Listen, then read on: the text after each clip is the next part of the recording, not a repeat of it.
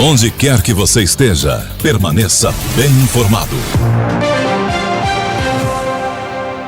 O alcoolismo, que é um mal que afeta milhares de lares brasileiros. De acordo com a Vigitel 2021, o padrão de consumo de 18,4% da população brasileira é de bebedor abusivo. Entre homens, esse percentual é um pouquinho maior, de 25,6%. Em 2010, esse número era de 27%. A ingestão de bebida alcoólica entre mulheres, no entanto, aumentou nesse período. Em 2010, 10,5% delas tinham um consumo abusivo. Já em 2021, esse percentual subiu para 12,7%. No entanto, o alcoolismo é um vício que pode ser tratado. Por isso, nós recebemos ao vivo aqui no Jornal da Manhã Patos o psicólogo Lucas de Paula, especialista em dependência química. Lucas, bom dia, seja bem-vindo ao Jornal da Manhã Patos. Como saber se o álcool está se transformando ou já se transformou em vício? Olá, bom dia para vocês e bom dia a todos os ouvintes da Jovem Pan. Primeiramente, quando a gente vai falar de alcoolismo, a gente tem que entender que é uma doença. A gente tem uma aplicação de critérios que vão determinar que uma pessoa tem um problema ou não. Uma das primeiras questões, e acho que as coisas mais importantes que a gente tem que ver que uma pessoa está se tornando alcoolista é a questão da síndrome de abstinência, né? Que essa pessoa, quando ela não faz o uso de álcool, ela tem uma série de sintomas físicos, né? E psicológicos que vão, às vezes, influenciar no bem-estar dela naquele momento. Ela sempre vai querer fazer o uso de droga, fazer o uso da droga, que é o álcool, para melhorar, né, essa síndrome de abstinência. Essa síndrome de abstinência pode ser leve, pesada, às vezes um tremor durante a manhã, mas é um dos critérios, né? E também quando a pessoa começa a fazer o uso também indiscriminado, acima de outros comportamentos dela durante o dia, ou seja, ela precisa beber para sair, ela precisa beber para trabalhar, ela precisa beber para fazer determinadas outras coisas, e também quando o uso do álcool começa a trazer prejuízos laborais, prejuízos sociais, familiares, financeiros, né? Então, quando a gente tem esses principais critérios que eu citei aqui agora, as pessoas já podem, às vezes, procurar ajuda ou começar a se preocupar que pode estar desenvolvendo uma síndrome de dependência de álcool.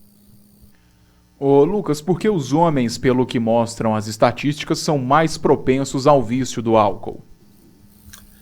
Eu acho que a principal questão é a questão cultural, né? E os fatores socioculturais. Geralmente, a gente tem uma sociedade que os homens... Hoje não, né? Tanto que hoje em dia as mulheres estão bebendo quase como os homens. Mas antigamente, quem era que saía, né? Na verdade, quem saía, quem tinha costume de fazer uso de bebida em bares,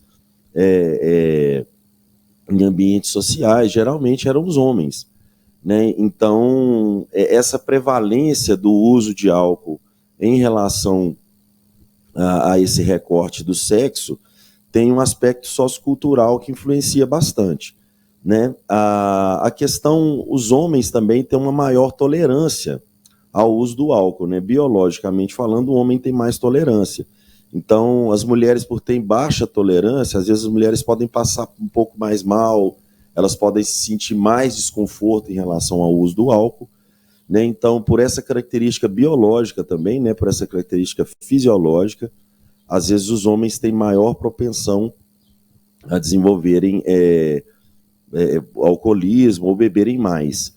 Mas eu acredito e também os estudos mostram que as características socioculturais influenciam mais do que as características biológicas. Lucas, e beber quando se está triste para afogar as mágoas é um fator que pode contribuir para o surgimento do vício? Se a gente for partir desse pressuposto, se não pudesse beber para afogar as mágoas, a gente não tinha música sertaneja hoje em dia, né?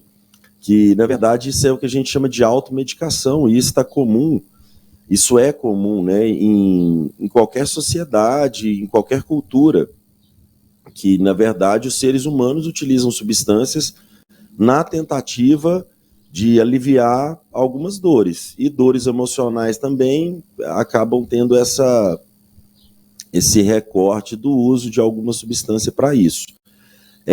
Não vou falar que isso é saudável, mas também não deixa de ser comum, né? Mas não é interessante, né? O ideal é que nós, seres humanos, a gente possa lidar com a nossa dor e que a gente possa atravessar ela e enfrentá-la através da nossa consciência, através da nossa capacidade de elaboração desse tipo de desconforto.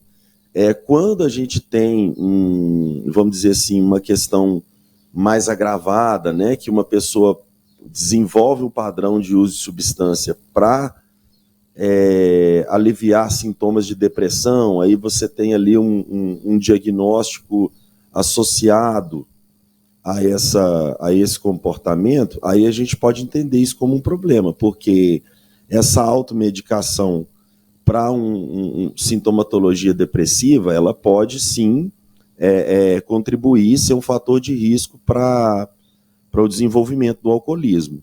Mas nem sempre isso vai acontecer, isso vai depender que outros fatores também, né, estejam associados e que outros critérios também sejam avaliados nessa questão. Mas é um risco, sim, é um dos fatores de risco para o desenvolvimento do alcoolismo. Inclusive, a gente tem uma prevalência muito grande em mulheres acima de 40, 45 anos que têm depressão e começam a utilizar o álcool como uma estratégia de automedicação e, além da depressão, começa a desenvolver o alcoolismo também. Então, tem vários estudos mostrando esse recorte etário que pode provocar, sim, esse tipo de problema. Muito bem, conversamos com o psicólogo Lucas de Paula, especialista em dependência química. Lucas, muito obrigado pela participação e tenha um excelente dia. Eu que agradeço e um bom dia para todos, para vocês e para todos os ouvintes. Um abraço.